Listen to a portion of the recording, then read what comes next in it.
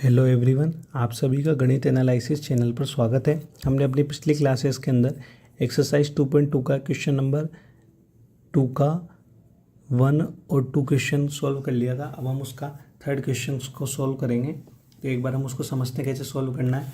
जो आपको आगे दे रखा है वो तो है शून्यकों का योग। तो मैं क्या लिख देता हूँ, अल्फ़ा प्लस बीटा बराबर तो दिया आपको 0 और अल्फ़ा इंटू बीटा बराबर क्या दे दिया आपको √5। ठीक है, तो हम एक बात जानते हैं कि यदि किसी बहुपद px के लिए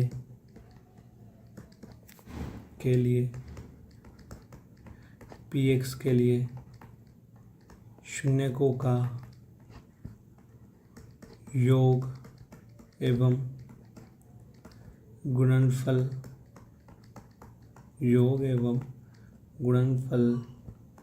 दिया हो, तब px बराबर क्या होगा। मैंने इसी फॉर्मूले को लिखवाया आपको, k बड़ा ब्रैकेट एक्स स्क्वायर माइनस का alpha plus beta into x plus का अल्फ़ा डॉट बीटा। क्या हमारा यही मान होगा।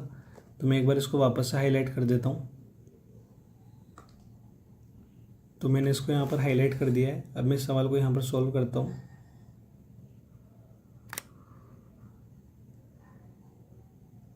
देखिए, px अल्फ़ा प्लस बीटा का मान 0 है, तो हम इसी के हिसाब से अरेंज कर देते हैं। px बराबर क्या हो जाएगा, बड़ा ब्रैकेट के x square minus alpha plus beta की जगह आ जाएगा 0 into x plus alpha plus beta का मान क्या दे रखा है √5। ठीक है, इसको आगे सोल्व करेंगे। px बराबर के 0 से कोई संख्या गुणा करते हैं तो पूरी संख्या 0 हो जाएगी, तो एक्स स्क्वायर माइनस का 0 प्लस का √5। इसको और आगे हल करेंगे तो px बराबर क्या हो जाएगा, के 0 का हटा देंगे यहाँ से क्योंकि 0 का यूज़ नहीं है, एक्स स्क्वायर प्लस √5। तो ये जो ब्रैकेट में बचा ना, यही आपका क्या होगा, द्विघात बहुपद। देखो इसकी अधिकतम घात कितनी है, 2 दिख रही है ना, तो द्विघात बहुपद होगा। तो यहाँ आप वही बात लिखोगे, यहाँ के शून्यतर वास्तविक, ये जो मैंने शॉर्ट में लिख दिया इसका मतलब क्या है, वास्तविक संख्या है। अतः बहुपद px बराबर एक्स स्क्वायर प्लस √5 होगा। ये तो है हमारा मेथड नंबर 1। अब हम क्या करेंगे, मेथड नंबर 2 से भी सवाल को हम सोल्व करते हैं।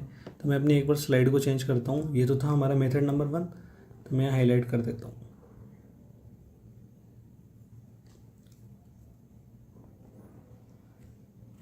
अब हम मेथड नंबर 2 से भी इस सवाल को सोल्व करते हैं। ये क्या कह रहा है, मेथड नंबर 2, देखिए अल्फ़ा प्लस बीटा क्या दिया है आपको 0, अल्फ़ा डॉट बीटा क्या दिया है आपको √5। तो क्या लिखेंगे, किसी बहुपद px बराबर ax स्क्वायर प्लस का bx प्लस का c के लिए शून्यक एवं